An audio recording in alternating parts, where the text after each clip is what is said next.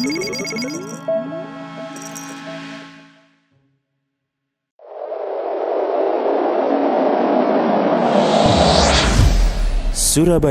Mengaji. Yuk, dukung dakwah Surabaya Mengaji. Salurkan harta terbaik Anda untuk operasional dakwah.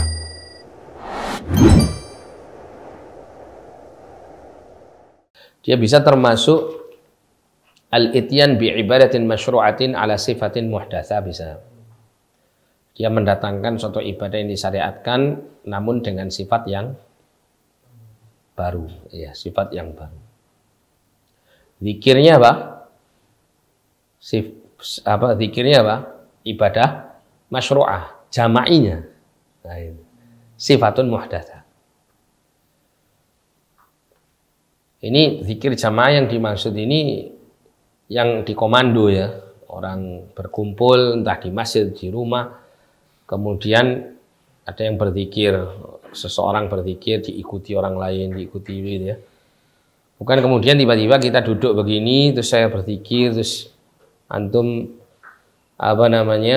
melihat saya zikir kok juga kepingin zikir, hanya zikir semua gitu, ya. Terus sesuai dengan keinginan antum, misalnya saya baca sholawat, antum terus baca astagfirullah, terus yang lain baca Al-Quran misalnya, yang lainnya terus kemudian zikir yang lain.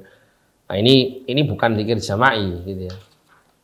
Kenapa? Karena tidak ditentukan atau tidak ditetapkan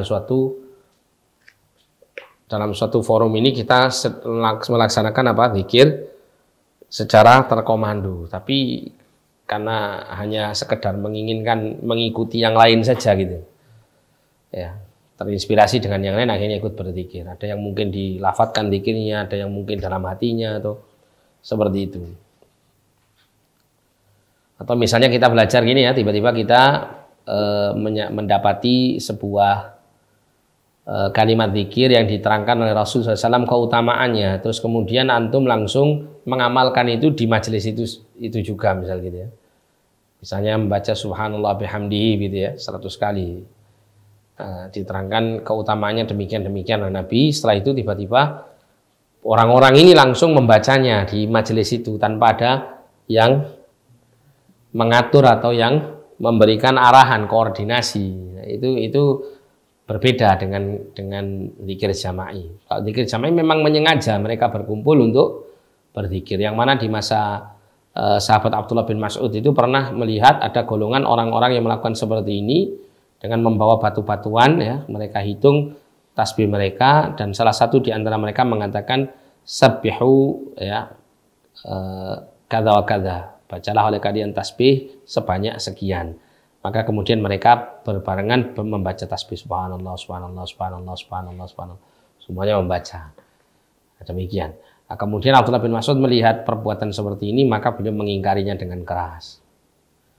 Ya, ini menandakan bahwa perbuatan yang seperti ini tidak pernah dicontohkan oleh para sahabat hatta Rasulullah SAW. Adapun zikir yang mungkin kita ketahui, ya, di beberapa dalil itu bahwa Rasulullah pernah mengeraskan zikir di waktu selesai sholat, maka ada dua, ya, pernyataan para ulama. Yang pertama adalah itu disunahkan hanya setelah sholat saja. Ada yang mengatakan juga itu yang dimaksud adalah dalam rangka untuk ta'dib, untuk mengajari zikir. Ya, setelah itu ketika para sahabat sudah berzikir, ya,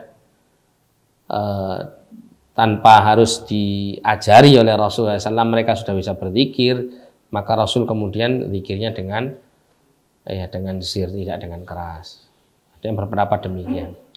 Ada yang berpendapat ini hanya khusus untuk setelah selesai sholat fardu saja.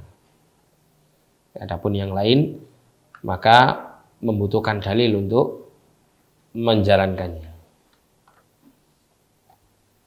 Wallahu a'lam.